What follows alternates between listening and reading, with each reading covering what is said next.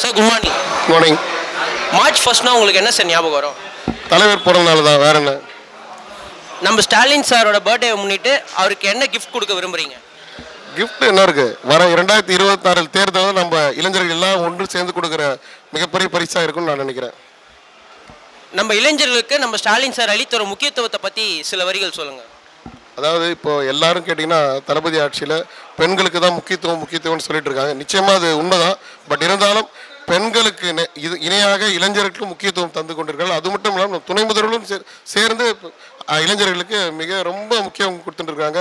அது விளையாட்டாக இருந்தாலும் சரி, அது கட்சியாக இருந்தாலும் சரி, அது எல்லாத்துலேயுமே இளைஞர்களுக்கு ரொம்ப முக்கியம் கொடுத்துருக்குறாங்க. நம்ம ஸ்டாலின் சாரோட பர்த்டே முன்னிட்டு அவருக்கு நீங்கள் சொல்ல போகிற வாழ்த்து? திராவிட மாடல் ஆட்சி நாயகர், உலகமே போற்றும் அன்பு தலைவர் அவருக்கு பிறந்த நாளில் வாழ்த்த வயதில்லை, இருந்தாலும் வணங்கி மழுகின்றேன். இன்னும் அவர் 100 ஆண்டு காலம் வாழ வேண்டும்.